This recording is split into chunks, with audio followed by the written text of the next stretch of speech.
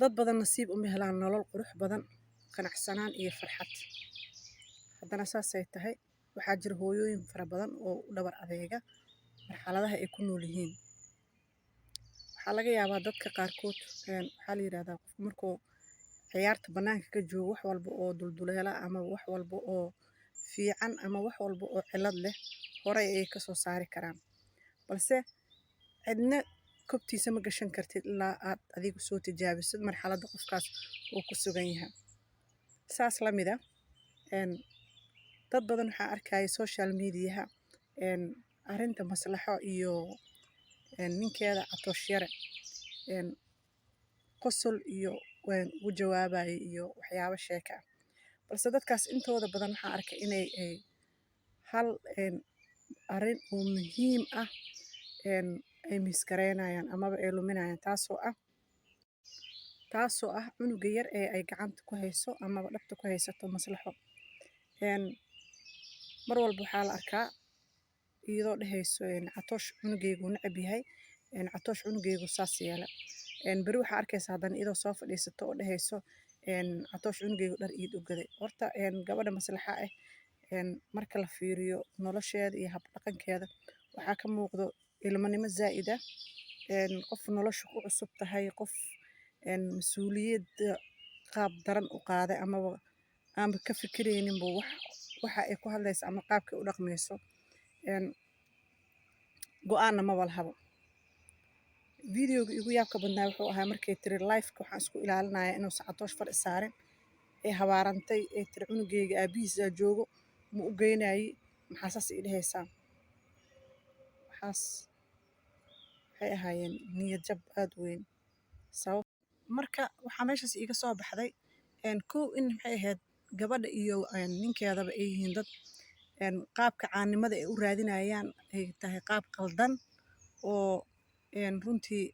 wax laga yaqiiqsooda. Haddiiba ay baranki sida ay sheegeen ay ka yihiin, inkastoo asaga baranki dhahay iidana ay dhahday anima ogeyn baranki inuu yahay saas inuu ugu sameeyo ma ahayn. Laakiin isku soo wada duub waxaa muuqata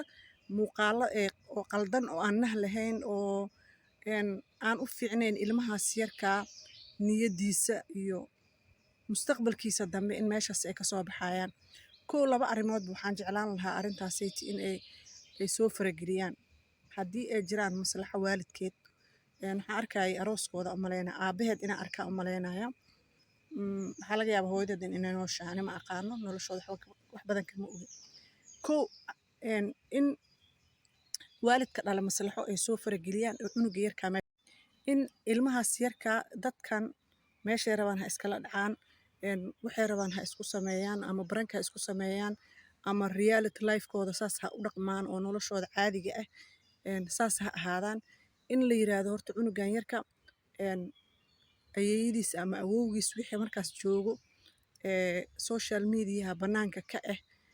ha lagu wareejiyo oo ha qaadaan mas'uuliyaddiisa. Waa kow sababtoo ah waxaa ku jirta badbaadadiisa. Waayo ilmaha yaryarka haddaa u fiirsateen haddii kaleetoodba markay arkaan dad isdagaalayo way argagaxaan, way naxaan, way sasaan. Ma fahamtay? Mana ku sii jirto ilmo yar markay hooyadiis ay qaylinayso ay dhehayso waa la idilayaa dhehayso ilmihii yaraay saasaa ku dhacaayo. Waxyaabahaas ay arkayaan maskax ahaan, niyad ahaan, qalbi ahaan intaba ma fiicno way dhaawacayaan. Ma fahamtay? Saas darteed waxaa fiican ilmahaas yarka in gabadhaasayti iyadoo aan xumaan ahayn, iyadoo aan qof tan labaad ee kaleetood oo aan rabo inaan dadka weydiiyo ma jeclaan lahayd gabadhaada ama walaasha oo social mediaha iyadoo xilli habeen ah ooynayso live soo gasho dhahdo waa la idilooyaa waa la igaraacoyaa maxaad dareemi lahayd qalbigaaga maskax ahaantaada macnaha xaaladaada see noqon lahayd. Waxaan arkaya dad badan oo qoslaayo kommentiyo qaab daran yaab leh soo qoraayo sababtoo ah ama wixii ha ahaadaan wax serious wax oo dhacdo oo run ah ha ahaadaan ama ha ahaadaan wax oo iska qayaali ha ahaadaan wax fiican ma aha waalid ahaan dadkan dadaa dhalay waa maxay ahayd waa inay ayaga naftirkooda la imaadaan mas'uuliyad. Haddii Catoosh uu yahay nin abuser sida dadka qaar ay soo qorayeen uu yahay nin aan fiicnayn oo soo wada duub aan muhiimadda videogeyga wuxuu ku saabsan yahay oo run ahaantii aan ka aamusi waayey ilmahaas yarka ee korkooda maanta dhan lagu dagaalamayo hooyada ay ka calaacalayso ee ku kor ooynayso ee dhehayso waa la igaraaci rabaa waa la idil rabaa amaba maxay ahayd ama run ha ahaato ama been ha ahaato marna ay leedahay ilmahaygaa la ficlaaya ilmahayga waa saan ilmahayga ninkan uusan rabin wax runtii fiican ma ahan dhaqan fiican ma ahan dhaqan oo ku wanaagsan haddii iyada hooyo saxa ay tahay horta absolutely gabadhaasayti waa qof ilmo ah hadalkeeda fiiri dhaqankeeda fiiri waa qof caruur ah oo aanan ogeynba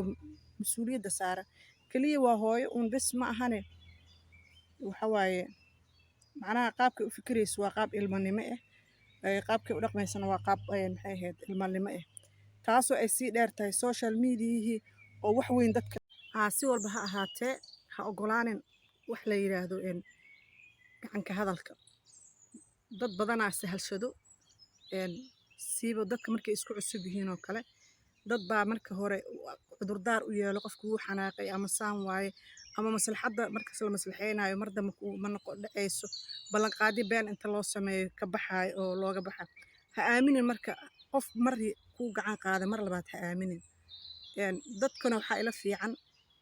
siiba dumarka in ay ka fogaadaan qof hadduuba gacan qaad yaqaano gacanka hadal yaqaano